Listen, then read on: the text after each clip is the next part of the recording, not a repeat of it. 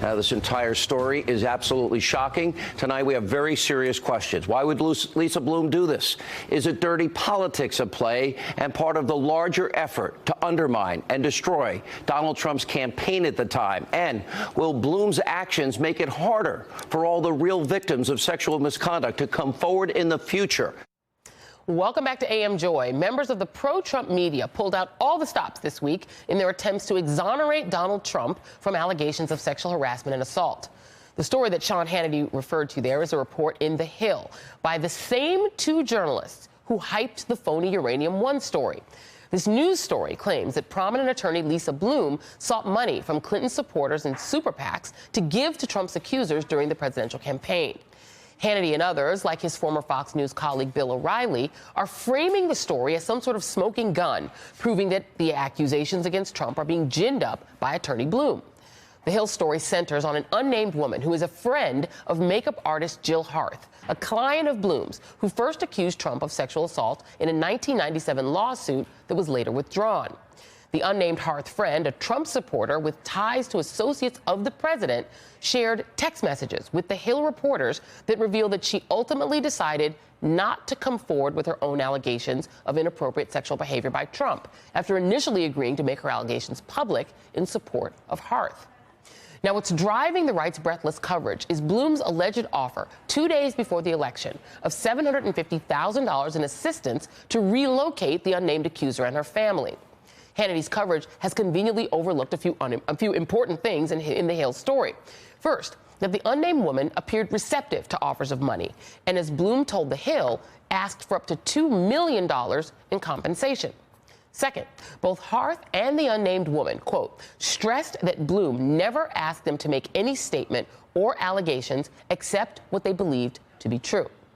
Third, Harth made it clear to The Hill that the money she ultimately received, offered by donors who were concerned for the welfare of the women who were coming forward to accuse Trump and who, according to Bloom, were receiving death threats and rape threats, had no effect on her claim that Donald Trump sexually assaulted her. And finally, the Hill piece includes an October 11 text from Lisa Bloom to the unnamed woman, making it clear that no Clinton super PACs were offering help. Quote, let's please do a call. I have already reached out to Clinton super PACs and they are not paying. I can get you paid for some interviews, however.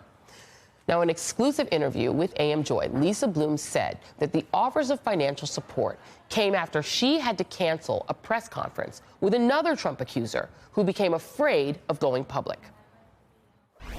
Donors reached out to us and said, my God, what can we do to help her or other women come forward? They're in fear. We have this very unequal playing field here. And we discussed arranging for security and relocation services for any women who wanted it. I was in contact with another woman who never did come forward, and I relayed those offers to her. I want to be very clear. Neither Hillary Clinton nor anyone from her campaign was associated with any of those offers for relocation and security. Now, both accusers in the Hill story told The Hill that they were never encouraged to make false or exaggerated allegations. And yet, Trump's defenders on the right are using the Hill story to cast doubt on all 18 of Trump's accusers. At the end of the day, the reporting shows, though, that only 2 women definitely accepted payments from Lisa Bloom, but it's the type of thing that brings into question the credibility of all the accusers against President Trump. Joining me now is MSNBC contributor Gabriel Sherman, and back with me are journalists Sarah Kendzior and Anousheh Hossain, contributing writer at Forbes. And Gabriel, I'm going to come to you on this first. Bill O'Reilly tweeted, first of all, Bill O'Reilly seemed to know this story was coming, sure, which is interesting in and of itself, that he seemed to have a preview that the story was coming. He was on with Glenn Beck on the radio days before the Hill story came out, and these two reporters, again, were part of the Uranium One sort of rollout. He tweeted, the lawyer who attacked me with phony charges, Lisa Bloom, now exposed for arranging payments to women. Please read this devastating article in The Hill. I told you guys from the very beginning that many allegations were false and politically driven.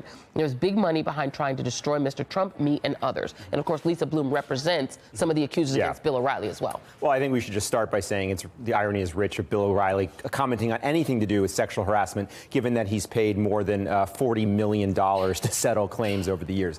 But I think this is clearly a case of politics. The right is looking for anything they can find to discredit Trump's Trump's accusers. And we saw this, as a reporter, all I care about are the facts. And we saw this in the 90s. A lot of right-wing activists helped Paula Jones when she came forward to accuse Bill Clinton. And, we see people are politically motivated, but ultimately what only matters is the facts. And nothing that we have learned, and these women have attested that they were told to misrepresent their stories. Nothing we have learned in this Hill report changes the credibility of these women coming forward to tell the truth. And in fact, what we do learn from Lisa Bloom's statement, which we're going to put up on our Facebook page for those of you who want to read her full statement, Lisa Bloom, this is her texting, the text that the woman actually turned over to the Hill. These two reporters in the Hill were given by this unnamed accuser her text messages with Lisa Bloom, in which you see her going through the sort of agonistes of first she wants to accuse Trump and then she changes her mind. Sure. She is a Trump supporter and continued to be a Trump supporter. And this is the text. The unnamed woman says to Lisa Bloom, "It's my understanding that there is some Clinton super PAC that," and she spelled it wrong, "that could help out if we did move forward. If we help the Clinton campaign, they in turn could help compensate us," she's asking.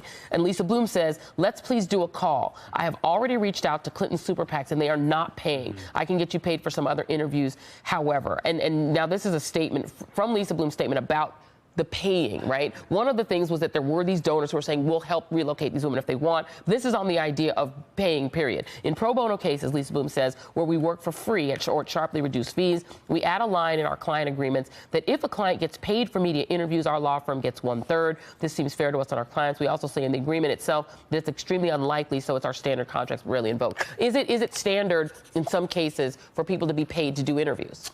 Well, I mean, I think in the television world, sometimes exclusive, there's arrangements where they'll pay for travel fees. There's ways to get around. I mean, obviously, standard journalistic practice is you don't pay for access. But for these big TV sit-down exclusives, there are workarounds where they will, pay to bring somebody into New York City, and there is compensation involved. Although the networks like to say that they don't actually pay for interviews. Yeah, and I'm going to bring in our full panel here because, Sarah, what you've seen here is that this, Trump supporter who was an accuser, and Lisa Bloom said yesterday when I interviewed her that she still does believe her allegations against Donald Trump, even though the woman, partly it seems because of her support for Donald Trump, did not want to bring her story forward. But this is Lisa Bloom talking about her still believing this woman's story. Ultimately, I was still willing to take her case, again, because her story was corroborated. She had photos from the time period, and she had a witness. So, looking back on it, when she started asking for millions of dollars at the very end, should I have realized that maybe something else was going on here? Yeah, perhaps. Sarah, there is this thing going on the right where there is a search for literally false accusers to try to go to journalists and get them to print stories that are fake so you can bring the journalists down. But this is a different thing. This is a woman who Lisa Bloom says she still believes, but because of her support for Donald Trump, it seems to have cooperated in a story designed to essentially call into question the stories of other accusers, including her friend Jill Hart. Yeah, I mean, that seems to be the case. But there are two things I'd like to bring up here. And one is that sexual assault is not a partisan issue. I mean, this reminds me a lot of the Russia investigation, which is also being falsely framed as a partisan issue. And so no woman should be forced to be a pawn in this game. This is an issue of a personal tragedy, and it should not be used in this way. The second thing is that Trump has an incredibly long history of allegations of not just sexual assault, but rape. He was accused by Ivana Trump of rape. And this is in a court document. He was accused by a 13-year-old girl of rape. I believe this may be one of the cases that Ms. Bloom represented. He's been accused by 18 women of sexual assault. He's been accused of peeping in on women, on teenage girls, as they're changing their clothes. He's been friends with a number of pedophiles, including Jeffrey Epstein, John Casablancas, and Roy Cohn. He defended Roy Moore, another pedophile. And of course, as we know, he bragged about grabbing women by the pussy. So therefore, I think it is very likely that this allegation is true. I don't know why this woman is really in question. And it's certainly something that we should be investigating more strongly in a more forthright manner. Yeah, and I want to go to you, Anousheh, because the way that the right-wing media has been using this story, it's become sort of a cause célèbre. Lisa Bloom, I think, was trending earlier today. They're really into it because they think that this will exonerate Donald Trump. We saw some of the same behavior when they were trying to put forward stories that they thought would mitigate or exonerate Roy Moore. Here is Sean Hannity tying Donald Trump and what he sees as his innocence to the Duke lacrosse case, Michael Brown, and Freddie Gray, if you can believe that. people cannot rush to judgment because sometimes innocent people are hurt because the allegations are flat out untrue. Example in point, the Duke lacrosse case. Those kids were innocent, having their lives ruined. Richard Jewell in Atlanta, falsely accused of being the 1996 Atlanta Olympics bomber. He didn't do it. Remember Ferguson, Missouri, Michael Brown, the mantra, hands up, don't shoot. That was all a lie. Also, Freddie Gray in Baltimore, the media told you that those cops would be convicted. None of them were. However, what Lisa Bloom reportedly did or attempted to do cannot be discounted. Anusha, your thoughts? My thoughts, first of all, amen to everything that Sarah said. This man is a self-admitted sexual assaulter, so really it's not very difficult to believe. And how disgusting and revolting of Sean Hannity and Fox News really to be peddling basically what is rape culture 101. Normalizing men's sexual violence and blaming women for it. We're really going to, Fox News is really going to be the network that's going to be peddling more theories about trying to discredit these women. I mean, give me a break. This is so disgusting, Joy. I don't even know what to say about it. I mean, I don't think there's really much doubt about the sexual assaulter that Donald Trump is. When it comes to Donald Trump and Fox News, I believe women. End of story. End of story. And you know, Gabe, it is interesting that, you know, there's a thing called gaslighting where essentially you sort of call into question almost your own memory of your own, you know, life in a lot of ways, but also the idea of being forward-leaning, even if your own history involves a thing, leaning into that thing. And Fox News, with all the settlements that were paid, the Bill O'Reilly, the Roger Ailes, they really do seem to be aggressively leaning in, essentially saying that they will be the arbiters of who are really sexual miscreants and who are not. Without question. I mean, this is a classic political tactic to take a weakness and turn it into a strength. We saw this in 2004 with George W. Bush. He did it to John Kerry. He made John Kerry the one who had a questionable Vietnam War record, the whole swift boating, when in fact George Bush was the one who skirted his service in the Air National Guard. So this is a classic Republican playbook. We're seeing it obviously now play out with Fox News. And I think the fact is that this just shows that people believe that Donald Trump's vulnerability with women is still a live political issue. The reason the White House and Trump supporters are pushing back so hard is this hasn't been fully litigated from the 2016 campaign. Yeah, and you know, Sarah, it is sort of remarkable. I mean, you have people attacking Vietnam War hero Bob Mueller, who was a Navy, you know, and who volunteered to go to Vietnam and had a heroic war record as essentially a criminal, and Donald Trump, who avoided service in Vietnam, elevated as the savior of the military. You have Donald Trump, who has no religiosity that we've ever seen, sort of painted as the, you know, greatest gift to Christianity. You know, everything is sort of being turned upside down, but it's aggressive in a way that I guess for the supporters of Donald Trump or people like Roy Moore, it's working. I mean, you have Donald Trump going up against war hero John McCain, and with bases of people, even who have military service in their own backgrounds, they're choosing Donald Trump. Why is this tactic so effective? Well, one thing, you know, I want to kind of contest is I'm not sure how effective it is anymore, because his approval ratings have been plummeting, and they've been plummeting among white male evangelicals, which is really his base. And he does still have a strong core of support, but I think generally people are beginning to see through this facade.